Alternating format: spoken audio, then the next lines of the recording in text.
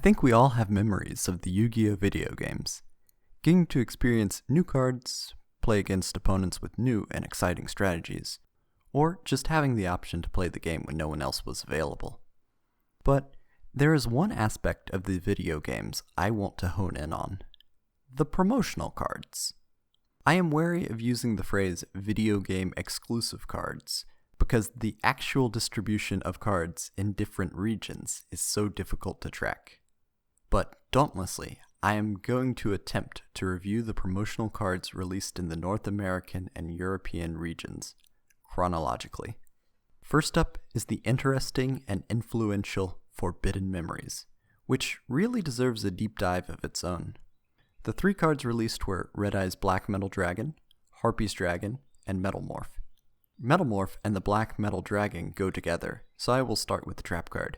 Metalmorph functions as an equip card, giving the equipped monster 300 attack and defense, and during battle offers a rear Yugioh-like effect. If you equip Metalmorph to the Red Eye's Black Dragon, you contribute the monster to special summon Red Eye's Black Metal Dragon from the deck, which is such a waste.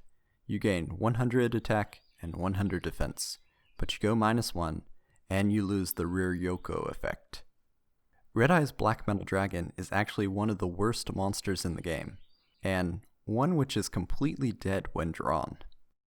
Then there is Harpy's Pet Dragon, which was not good on release, offering a weak 2-tribute monster which gained attack when you had more Harpy ladies on the field. But during the Zexal formats, the card was used as a target for Harpy's Channeler to bring out rank 7 monsters like Big Eye or Dracosac, which made it an indispensable playmaker. On to Dark Duel stories. There are a few crowd-pleasing cards: the ace monsters of Blue Eyes White Dragon and Dark Magician, which need no introduction nor evaluation, and Exodia, the Forbidden One, which functions as one of the few competitively viable alternate win conditions in the game. Seiya Ryu is okay. One of those old shiny normal monsters. Irrelevant despite being a bit superior to the Dark Magician. I think this was even a prize card at one point. Acid Trap Hole is part of the Trap Hole series, and for its time was a pretty good card. It saw play in GOAT format as an anti-face-down tech card, although this may largely be attributed to the limitation of Nobleman of Crossout. Then we have Salamandra, which is underwhelming compared to more modern equip spells, but in the early days, this was such an improvement over Burning Spear.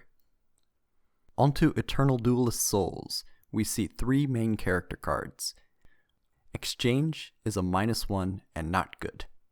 I sort of love the card though, or at least the idea. The card is super interesting, acting as an excellent disruption tool. I guess you could mitigate the card disadvantage by giving your opponent a complete boat anchor that they cannot use. A use for Red Eye's Black Metal Dragon.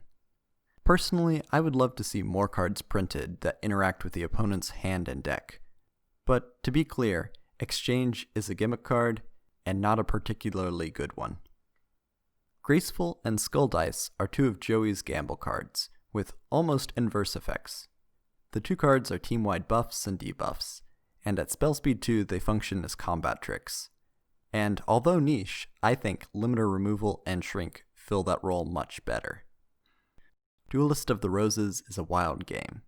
It is a little like Dungeon Dice Monsters, played on a grid with different terrain bonuses, but has the same card fusion mechanic as Forbidden Memories. And I bring it up because the game is much more interesting than the promotional cards.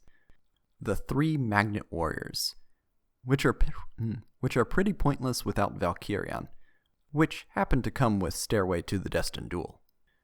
This is also the first regional discrepancy to mention, as Spanish language regions got Blue Eyes White Dragon, Dark Magician, and Exodia the Forbidden One, which we have already talked about. There is a theme of regional discrepancies and redundancy, which continues throughout the entire era. Next is the Sacred cards, with Perfectly Ultimate Great Moth, Rear Yugioh, and Negate Attack. Perfectly Ultimate Great Moth might be the most cumbersome card in the game, requiring 2 specific monsters to remain on the field for precisely 6 turns, which means that you can actually miss the window and not even be able to summon the moth. I would easily put the card in the top 10 worst monsters. Yugioh is a card I mentioned earlier, which is a good way to get over a big monster, but not necessarily meta-breaking. On paper, Negate Attack looks better than Waboku, being a bit faster since it is a counter trap. Waboku saw competitive play, specifically in Gladiator Beast decks, since it let the monsters tag out without having to worry about being destroyed by battle. On the Yugioh-specific side, the European, French, German, and Italian regions got Exchange, Graceful Dice, and Skull Dice. The Spanish regions got Red Eyes Black Metal Dragon, Harpy's Dragon, and Metalmorph. Yugioh, the Falsebound Kingdom, is going to be the last game I talk about this video. In North America, the promotional cards were Zoa, Metal Zoa, and Metalmorph. Just kidding on that last one, it would make too much sense. Instead, Goblin Fan is included. Zoa and Metal Zoa have the same set of problems as Red Eyes Black Metal Dragon, but with the added problem of having to hunt for a copy of Metalmorph. Goblin Fan is a card that I like more than I should. It is an odd little floodgate, which would feel at home as a skill card. It is too narrow to really play, but at least it shuts down Magician of Faith. European, French, German, and Italian regions got Fairy King Truesdale, Cypher Soldier, and Slate Warrior. Fairy King Truesdale is one of those super weird cards where the name doesn't quite feel right. This card gives your plant-type monsters 500 attack and defense points, while it remains in defense position. Which is okay, I guess. Cypher Soldier is one of my favorite tech cards. Very format dependent, but incredibly strong against warrior monsters. 3300 attack normal summon monster is always impressive.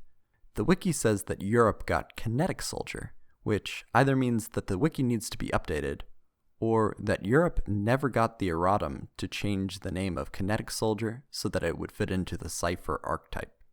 Slate Warrior is very strong, with high original attack points, which can even be increased through its own effect, and, when it is destroyed as a result of battle, leaves a permanent stat drain effect. The card even brushed with the ban list. Needless to say, the card was good.